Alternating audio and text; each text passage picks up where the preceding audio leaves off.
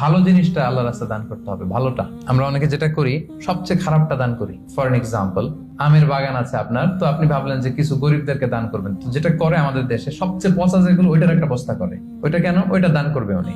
এরপর ধরেন রিক্সা থেকে নামছেন, হঠাৎ একজন ভিক্ষুক ফরিয়া দিয়ে এসে হাত পাতলো। তো এখন আপনি ভালো মানুষ, আপনি দান করেন, দিতে চাচ্ছেন, তো পকেট থেকে টাকা বের করে খুঁজতেছে যে সবচেয়ে পুরাতন নোট কোনটা। তারপরে দেখবেন যে 5 টাকার স্কচ টেপ দিয়ে লাগানো থাকে না ছেঁড়া নোটগুলো, ওইটা খুঁজে যে ওইটা দিব। তো এইটা যদি করেন, এটা আপনি ভুল করছেন, কারণ এই দানটা বেসিক্যালি আপনি আল্লাহ তাআলাকেই করছেন।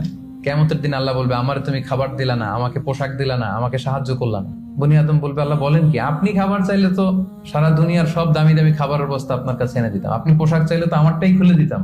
আল্লাহ বলতেন, ওই যে অসহায়, পীড়িত, দুস্থ, সুবিধা বঞ্চিত মানুষগুলোকে খাওয়ালে আমাকে খাওয়ানো হতো, তাদেরকে পড়ালে আমাকে পড়ানো হতো। তো এই যে আপনি ছিঁড়া নোটটা যে গরিবের হাতে দিলেন, আসলে ওইটা আল্লাহরে দিয়েছেন আপনি, এটা কখনোই করবেন না। আল্লাহ তাআলা বলছেন, ওয়ালা তায়াম্মামুল খাবিসা মিনহু তুনফিকুন, খারাপটা আল্লাহরে দিও না, আল্লাহর রাস্তায় ভালোটা দিবে। সবচেয়ে ভালোটা যদি আপনি আল্লাহর রাস্তায় দিতে না পারেন, তাহলে আপনি তো ইমানদারি হতে পারলেন না। তাই আমরা ভালোটা দিব খুঁজে খুঁজে। আপনি আম বাগানের মালিক, আপনি সবচেয়ে টসটসে পাকা এক বস্তা আম আপনি কালেক্ট করবেন, যে এটা আপনি দান করবেন। ধরেন যে 10 টাকার কচকচে নোট নিয়ে আপনি সবসময় ঘুরলেন এবং এটা প্ল্যান করলেন যে যখন দিব, এই চকচকে 5 টাকার নোটটা দিব, কারণ আল্লাহ বলেছেন সবচেয়ে ভালোটা আমার রাস্তায় দাও। তো এই অভ্যেসটাকে আমরা একটু করতে পারবো ইনশাআল্লাহ।